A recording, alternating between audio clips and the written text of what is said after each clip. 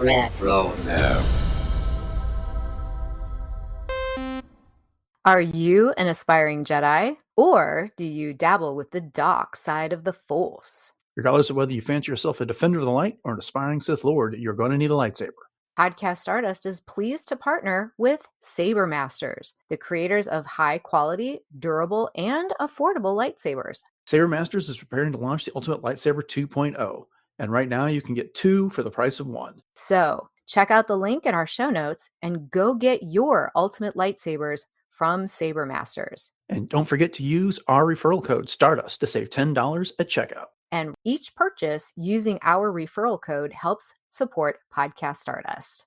Hey, this is Catherine Tabor, Senator Padme Amidala from Star Wars The Clone Wars. And you're listening to Jay and Dennis on Podcast Stardust. Stay on the light side.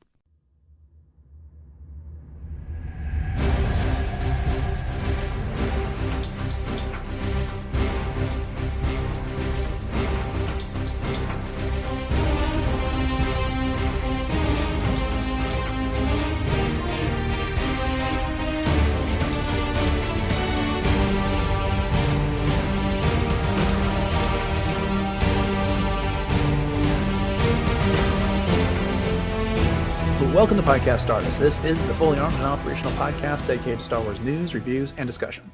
I'm Dennis Keithley. And I'm Jay Krebs. And we are taking a detour from the Clone Wars rewatch to discuss LEGO Star Wars Rebuild the Galaxy in this episode. But before we begin building, Jay, I want to remind everybody where we can be found around the internet. We can be found very easily on Facebook, Instagram, and X at Podcast Stardust. All right, the dish is aligned, the sizzle is boosted to maximum output, the pieces are all sorted by color and size, the shield is down, and we're now broadcasting to the galaxy. So this will be our discussion of LEGO Star Wars Rebuild the Galaxy. Before we get into the details, Jay, why don't we take a minute or two, just kind of give some non-spoiler reactions to all this. What did you think about this 4-episode special? I thought it was so much fun. I really did. I mean, I think it was super clever the way that they came up with how they were explaining what was happening with this, because it could have turned out to be sort of this corny what if kind of scenario. Mm-hmm. And I also thought that the voice acting was very good. I bought into the characters, of Dev and Siggy, and all the things that were happening around them. And it was just really a lot of fun. There's a couple things that I was like, why did they do that? But I didn't write it. So, it wasn't my choice, but I would kind of have expected it to maybe go a different way than what they had done with it. But, at the end of the day, it's just all really, really good fun. So I really enjoyed it a lot. But what do you think? Well, I liked it. I think my expectations for this show and my initial watch of it were heavily influenced by the trailer, which really dove into the alternate reality of all this, and then the twist on all the different things. From the trailer, we got to see the Ewok bounty hunters, and then the rebel AT-ATs on Mustafar and stuff like that. And so and then Darth Jar Jar and stuff like that. So I was really, really looking forward to that part of it, and there was a lot of that, but not quite to the extent that I was expecting. A number of the characters that show up in this, Leia's Leia. I mean, I don't want to get too much farther into displays like this. And so, when they they decided to twist things in certain areas, but not in other areas. And so there was some logic to this. It's Star Wars Lego and it's aimed at kids. So, take all this with a grain of salt. So there is some of the logic of it that I didn't quite get. And so I liked it on the first viewing, but then once I knew what it was, which frequently happens with me in Star Wars, because my expectations are always so out of control when it comes to Star, because I just love Star Wars. But on the second viewing, I really, really enjoyed it, and really got into, especially as I was noticing all the Star Wars Easter eggs and the references to lines of dialogue from the saga, and just other cameo appearances and things like that. Seeing all that stuff in the background, it was again, didn't dislike it the first time, but it was just kind of when I was done. And then the second time it was like, all right, now let's go. Now that my expectations are set in the appropriate place, let's really get into it. So yeah, it's fun. It's not an A+ property for me by any means, but it is definitely worth the watch. And hey, I've watched it twice, so that tells you something. Yeah, there you go. Yeah, I need to sit down and watch it a second time so I can catch some of those other things. But what you said about Leia was one of the things that I was referencing to when I said, like, why did they do that? Kind Yeah. of a thing. And that's pretty much exactly what I told someone just actually today. We were talking about this and they said, is it really good? And I said, yeah, it really is. I said, is it like an absolute must watch? I mean, I don't know, but like, it's basically what you said. It's just good fun. Yeah. I mean, none of the Star Wars Lego stuff is canon by Right. any stretch of the No. imagination. But I love Star Wars Legos. Mhm. Outside of the shows that they've been putting on Disney Plus, I have a lot of Star Wars Lego kits around the house. You and I have both talked about the Star Wars Lego video games that we've played in the past and how much we've enjoyed those. We reviewed the Star Wars Summer Vacation special. We've talked about the Star Wars Halloween special that they did a couple years ago. We've been enjoying those things. But to your point, and you phrased it perfectly, you just kind of have to take it for what it is Mhm. and enjoying the silliness of all of it, because it Mhm. very much is got a tone of like it's a little bit more sophisticated version of kids playing with Lego when it comes Right. down to and making things and coming up with silly ideas and stuff like that and then expounding on that. And there's some very clever stuff in here as well. Sure. So, Yeah, because who hasn't taken, well, maybe you haven't, but I know my kids, especially my younger one, Colby one, he would take the original sets and rebuild them into, totally different things. So mhm. even though the original set had these specific directions to it, he would mix everything up and he'd create his own stuff. So you hit it right on the head when you said that, it's basically a step up from kids building with Legos. I think that's a perfect way to explain it. Right. Right.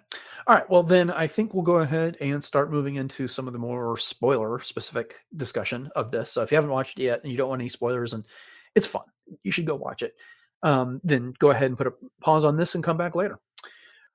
All right. First thing I want to talk about here is the character of Jedi Bob, or also known as Barbarian Aphel, Jedi Master Barbarian Aphel. He does not like being called Bob. But he's this Jedi Master that was in the temple where they find the cornerstone, and he he's a yellow minifigure, which stood out to me. I didn't notice this in any of the trailers here, but that's the traditional color for Lego Mhm. minifigures, except for many of the licensed properties. So like Harry Potter, Star Wars, Pirates of the Caribbean, Indiana Jones, the minifigs tend to have flesh tone colors now because they're licensed product. But traditional Lego sets, the minifigures always have yellow. And the first Star Wars sets, all the minifigures had yellow skin on it, but nobody else in Build the Galaxy did. So, it comes to be a bit of a clue that he's from a galaxy that precedes the galaxy of the Star Wars saga as we know it. And we'll get into more of that later. But this character, who is voiced by Bobby Moynihan, I don't know if you caught any of this anywhere. And it took me a little digging to find it, but there's some stuff on StarWars.com about it and a few other places.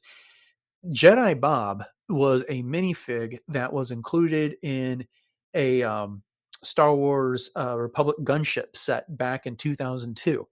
And the thing is that he wasn't like just not identified as being any Jedi that we saw from the movie, and he doesn't match up with any Jedi that we saw in Attack of the Clones. So he became known as Jedi Bob from Star Wars Lego fans.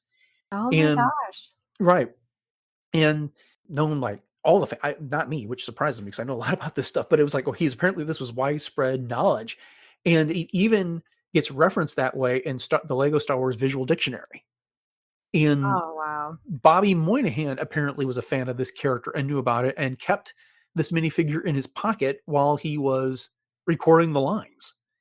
Huh. So it's just kind of fun that something that fans adopted and promoted ended up becoming part of this special. It became official canon for a Star Wars Lego special. Okay, that is just glorious. Can I just say that? I had Mhm. no idea that was a thing, that Jedi Bob was actually a thing.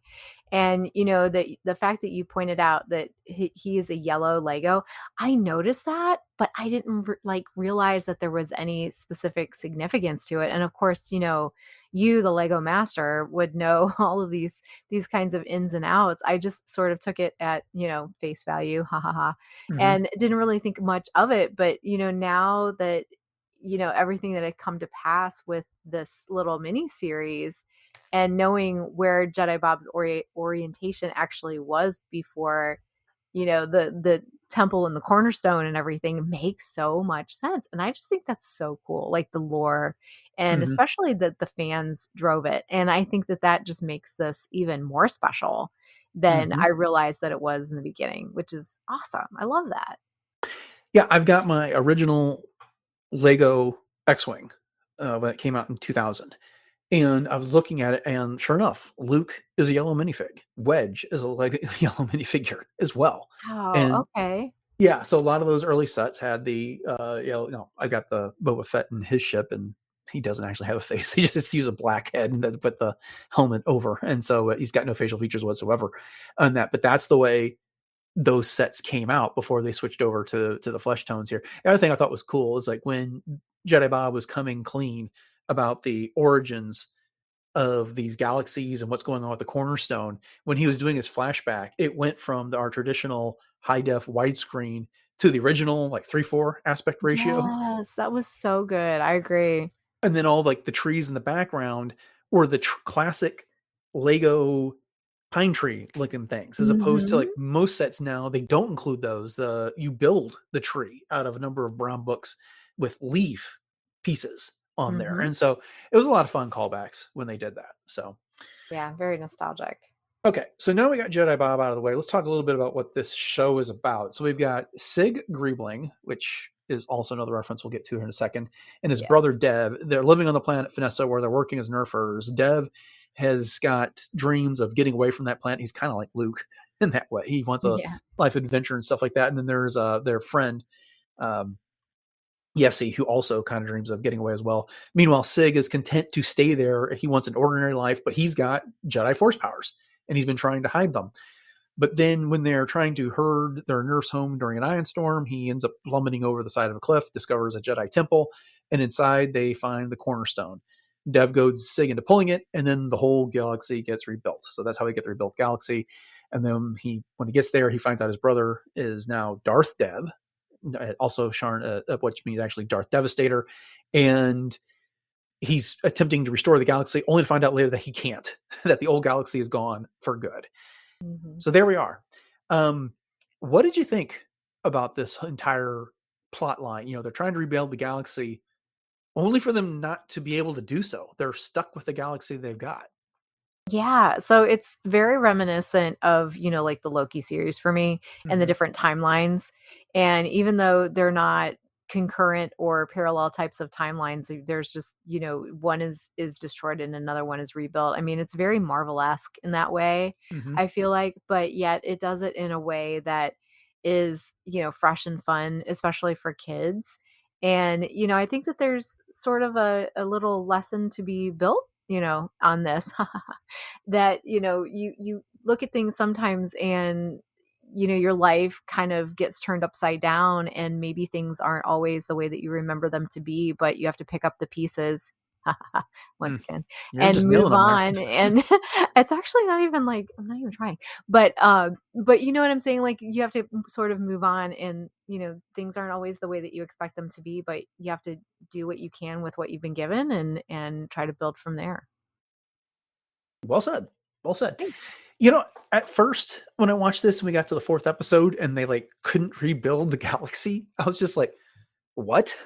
I know. With At this first, I entire was that way too. I was like, what are you talking about?" this whole series is about like, rebuilding the galaxy, restoring what was came before, because Sig's brother Dev was this Sith Lord, and now his brother is still a Sith Lord, which kind of begs the question if they're going to do a sequel to this, Mhm, because I kind of feel like they are the way they set mhm. it up, especially when you get to the end, and we'll get Yeah. to that in a bit. But we'll save that one for a minute. But what do you think? Would you be interested in seeing a sequel to this? Oh, yeah. I mean, I just gobble up anything Lego Mm-hmm. anyways, but, I mean, if it's just especially with the groundwork that they laid there at the end, with the way that they had rebuilt Vanessa, even though it wasn't the true Vanessa, Mm-hmm. that I could see that springboarding off of there. And then, as you said, there's a little character at the end that comes up that could potentially be fun to follow. So yeah, I'd be on board. What about you? Yeah, I think so. I think so. Especially, I feel like knowing what that would likely be. Hmm. I'd be interested to see what additional twists and changes they come to for building another Star Wars galaxy like that, because they gave us so much in this one. Hmm. Oh So yeah. we'll see. All right. Well, let's talk a bit about some of our favorite cameos, Star Wars Easter eggs, and then things that we like that had gotten twisted and changed in this. So, you know, what stands out to you? What's the first thing that you liked about all those things?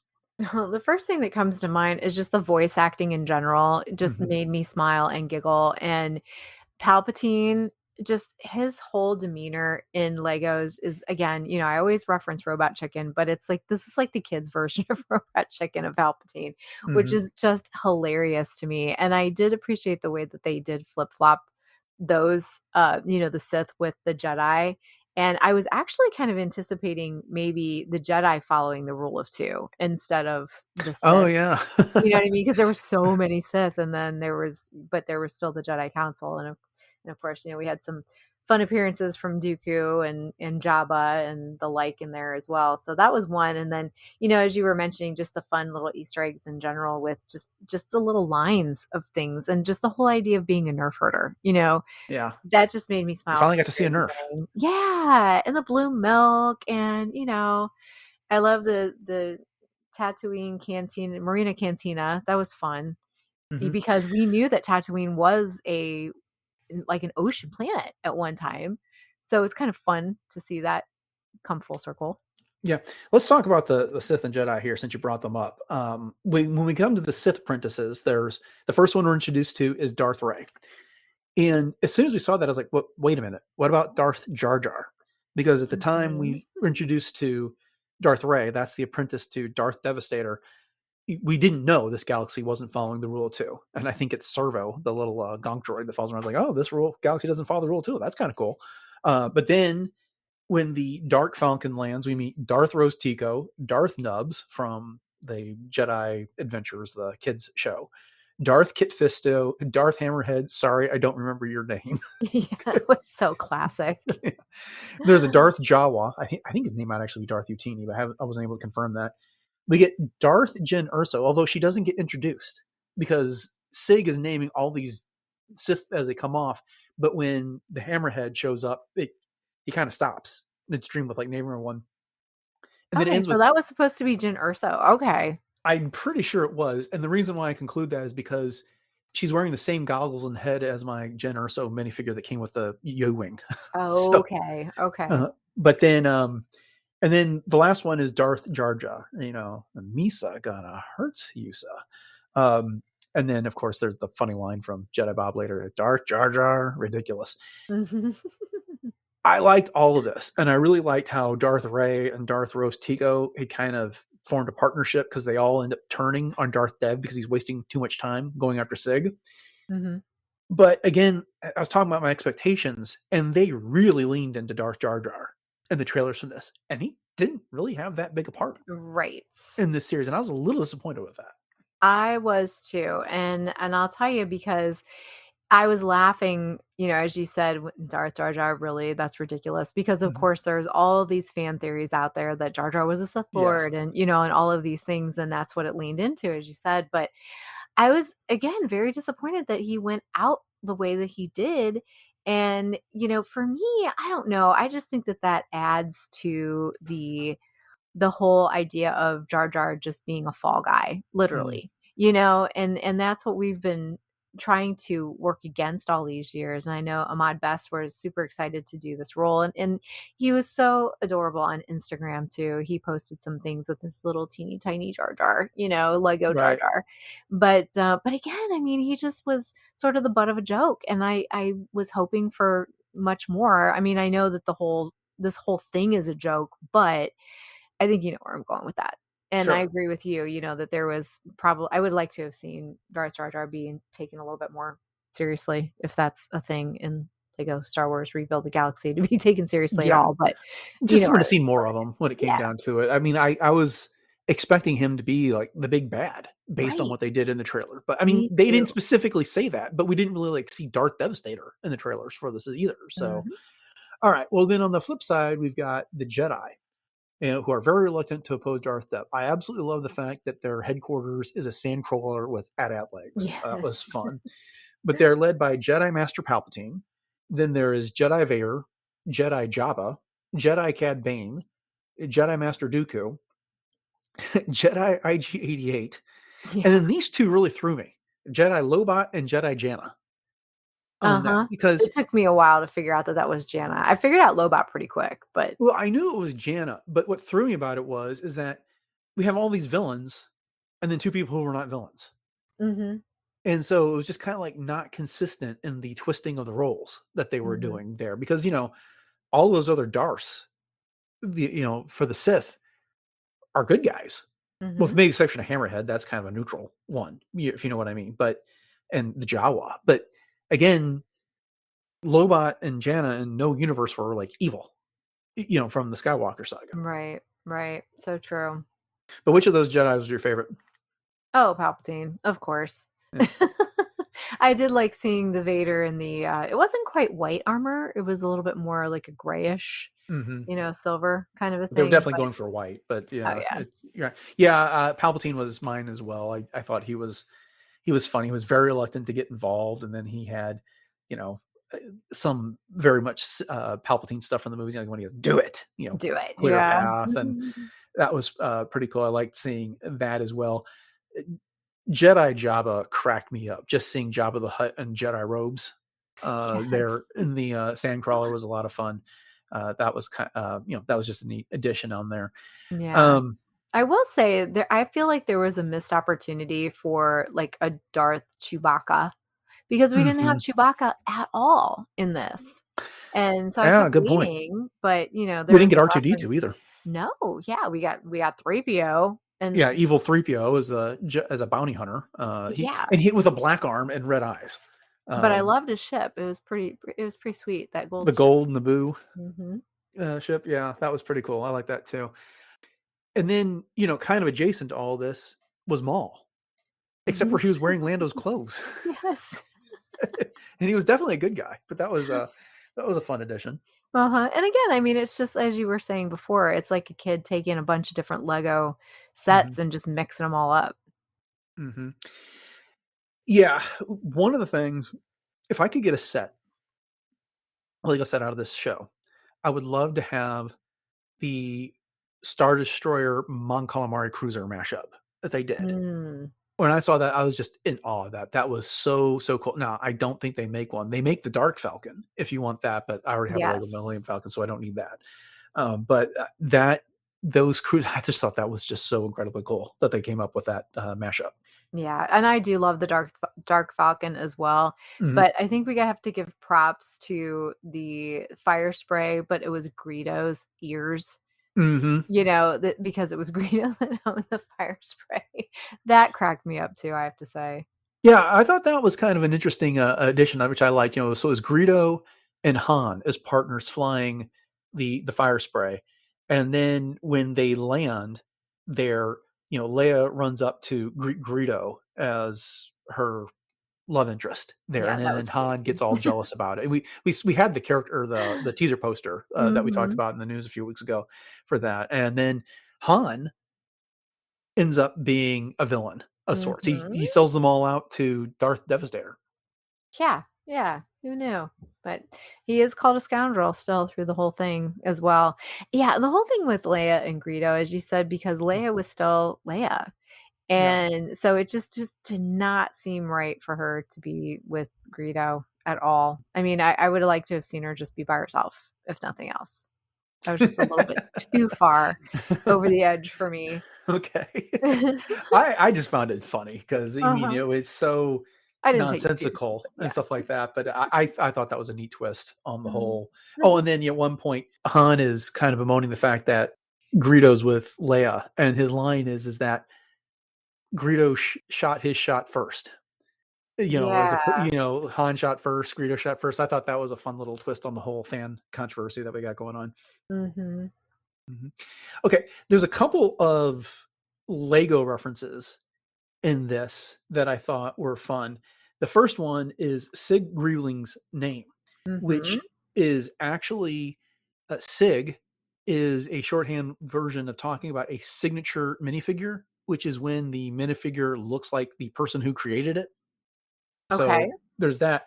And Greebling is reference to Greebies, which are just like things that stick off of Lego for texture that are added that. So his Mhm. name is a deliberate reference to Lego architecture and creation.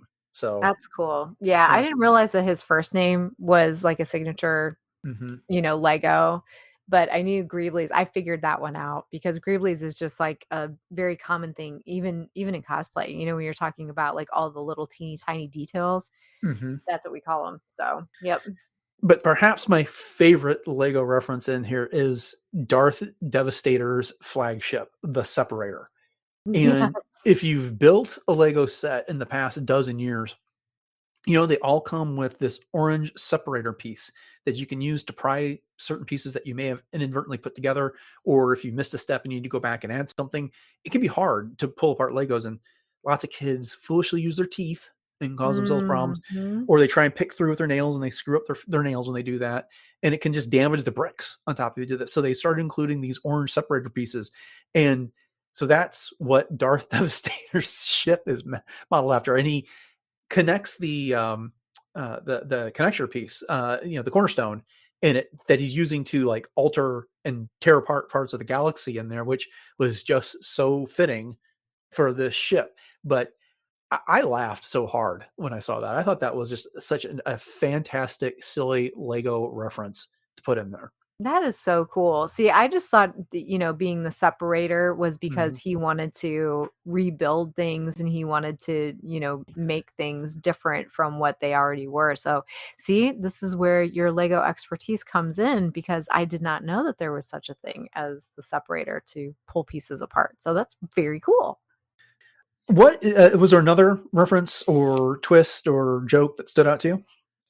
Just in general, the way that they put so many different spins on the characters, and Mhm. some of them were very quiet, and you didn't really see anything other than just the reference to them. But I also thought the other one that cracked me up was I've had softer landing on Star Tours. Yeah, I like the That Star was Tours reference. funny. Mhm. That was a good one.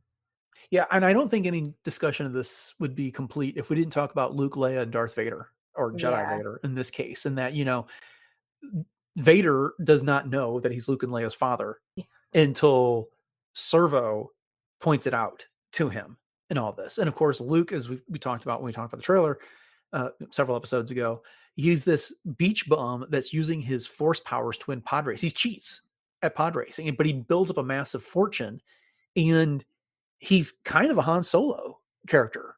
And that Mhm. guy, he's in it for himself, but eventually he ends up coming over to the side of this rebellion, and he uses his fortune to hire the bounty hunters to help with their attack on the Sith in this one. Yeah, yeah. I mean, his character was funny. It Mm, wasn't my favorite though. I'm not gonna lie. I mean, I appreciated what they tried to do there, and the fact that mhm. he was wearing the Depor snippet. I thought that was hilarious. But I mean, overall, I don't know. I guess maybe just like we were talking about earlier with the trailer, I had my expectations a little bit higher to what his role was going to be or how much he was going to play in this whole storyline. Yeah, they gave away his best moment in the trailer, and that's that little speech that he Definitely. gives in the Mos Eisley cantina when he says, let me see if I have this right. In your galaxy, my dad is mostly evil until he turns for like 5 minutes and then dies. My own nephew betrays me and kills most of my best friends, and I spend decades alone on an island with something called porgs because I get super sad, and then I come back and use the force so hard that it kills me, and you want me to help you? That's really your pitch? Sorry, hard pass. And Yeah. then, of course, Sig's response is like, well, when he puts it that way. But Yeah. yeah, that was his best moment. And then he's got a few other heroic things, and Mark Hamill was a producer on this whole stuff. So that was fun. But yeah, I felt like they could have done a little bit better by Luke and Leia in this one. I mean, Vader is always funny in Star Wars Lego, Of but course. but and then related to that is when they're in Mos Eisley Cantina, Sig bumps into Dr. Evazan and Pondo Yes. Baba, and Dr. Evazan says, he likes you. I like you also. I got a good chuckle out of that one. Those are the That type was of twists cute. that I lived for in this special. Mhm. When they subverted a lot of the lines that we got all in the movies that we're familiar with and stuff like that, and that was a really fun, like, 3 seconds of the whole episode. Right. And the fully, witness the firepower of this fully armed and operational ship, and they Hmm. had that coming off the Dark Falcon. I thought that was pretty cool too. Hmm. All right. Well, we teased the end of this whole thing, and of course, if you've seen it, But they kind of set up the sequel by talking about Sig going to train with Jedi Bob. Yeah, so they're going to go look for this planet called Alista Nor, which is the force building planet.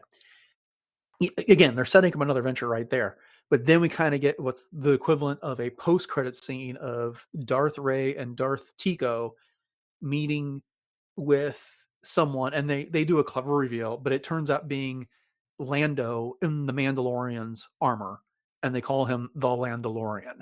Mhm. And of course, he refers to Grogu as baby, as only Billy D. Williams could, Right. using that voice. So we've got the building blocks for a sequel, Haha. and yeah, I can do puns too. But I, that got me more excited for the potential for a sequel than I think anything. Oh yeah. And we've got the Mandalorian and Grogu movie coming up. Hmm. So I mean it's just ripe for the building, blocks of that, if you will. And I just think that would be so fun. Hmm. Hmm. All right. Well, then I think we've kind of covered this. Do you have any other final thoughts before wrapping up? I would have loved to have seen some other characters in here as well. Like I said, Chewbacca or even Padme somewhere in there, because they really did. The person that I was talking to today wanted to know, oh, is this set in a specific part of the timeline? I'm like, no, it's Hmm. everywhere. So it'd be kind of cool to, pull some of those things out because Sig even mentions like Thrawn, you know? Hmm. And so, but I realize that there's only so much that they can do in such a small amount of time. But again, it was just a fun little adventure, and it was one that was definitely worth watching. And as I said, I need to go back and watch it again so I can pick up on some of those other Easter eggs. But yeah, definitely recommend it for sure. Yeah, and I can't help but wonder if they held some of these things back for the sequel. Maybe. There's Yeah, no that's a good Ahsoka, point. no That's Obi-Wan yeah. Kenobi, Yep. Yeah. no Qui-Gon Jinn. You pointed out Chewbacca, no R2D2. Hmm. There's Thrawn. There's so many characters, and since they told us that they're willing to reach out to the Disney Plus content with uh, using the Landalorian here, and then we kind of get some Narkina 5 references with the way the Yeah. prisoners are dressed on Dagobah. That there's plenty of room for reaching out to and incorporating more of these characters in a potential sequel. All right, well, we'll go ahead and wrap things up here. Thank you all for joining us for this episode of Podcast Stardust and our discussion of Lego Star Wars Rebuild the Galaxy. We hope you've enjoyed it. And we invite you to subscribe to the podcast if you haven't done so already, and you'll get all of our upcoming content. We put out 3 episodes per week, usually doing some sort of a review of a show of some sort, some other discussion, and then we end the week with a look at some Star Wars news. And if you want to find more episodes of the podcast beyond the 1 or 200 that are likely to be on your podcast your choice, the best place to do that would be over at retrozap.com, which is home to the RetroZap Podcast Network and other great shows such as Agent of S.H.I.E.L.D. Case Files, The Animecast, Brews and Blasters, Dork Lair, Doomcast, Enjoy Stuff, Love, Death, and Robots Plus, Superhero Suite, Warp Trails, and more. We are very appreciative of your ratings and reviews. So if you've got a few moments, we'd love it if you head over to Apple Podcasts or whatever podcatcher you use that supports such reviews and leave us a 5-star review and a 5-star rating and a written review. And if I find those, I would love to read them on the show in an upcoming episode. And the other thing that we really appreciate is when y'all share the show with your friends, whether that's by word of mouth or on social media. With that in mind, Jay, I want to remind everybody what those social media contacts are one more time. Sure. You can help us to build our network of listeners by going to Facebook, Instagram, or X at Podcast Stardust, or all three. And you can also catch us on Pinterest. And so if you are in need of any kind of Star Wars related ideas for all kinds of fun stuff, you can head over there. And then we also have our 2 YouTube outlets. So as Dennis was saying, we are just about everywhere these days. And YouTube and YouTube Music are both amazing places that you can subscribe, leave us some reviews, and also interact with us as well. And then we are also on Discord. So if you want to hit us up for some real-time chatter, you can go to the link in our show notes for that. And while you're there, you can check out all of the other rooms on the RetroZap Discord server. So chances are you'll find something fun and geeky to talk about. And then we also have a TeePublic store, and we have 7 different show logo designs available over there. So you can pick up anything from t-shirts, sweatshirts, even baby onesies. So check that out in our show notes as well. And one last link to check out is our Saber Masters referral. So right now you can head over to sabermasters.com and you can choose from tons of different battle ready lightsabers, really great quality. And if you do happen to get anything, make sure that you use the code Stardust at checkout, and that will earn you an extra $10 off of your purchase and also helps to support the show. All right, Jay, I know you just had a busy weekend in cosplay, but what is the latest going on there? I did. So I just wrapped up a weekend in Cleveland at the Cleveland Gaming Classic. And so I will be posting oodles and oodles of updates and pictures and the like from that here over the next couple weeks. And so you can check that out at j.snips cosplay. And in the meantime, you can also check out my other cosplays, such as my original concept Mandalorian and my 2 different versions of Hera, in addition to my Ahsoka. And I was also Weird Barbie. So so I just have a lot of fun with all of that and the upcoming events that I'll be having here in October. So once again, that is at j.snips cosplay. All right, upcoming on the show this Wednesday, we are doing the next episode in our The Phantom Menace series, where we are celebrating the 25th anniversary of the show by looking at 10-minute segments of the movie. And then on Friday, we end the week with another look at Star Wars news. So with that having been said, I just want to say thank you all for listening to this episode 785 of Podcast Stardust. Have a great week, and until next time, may the Force be with you.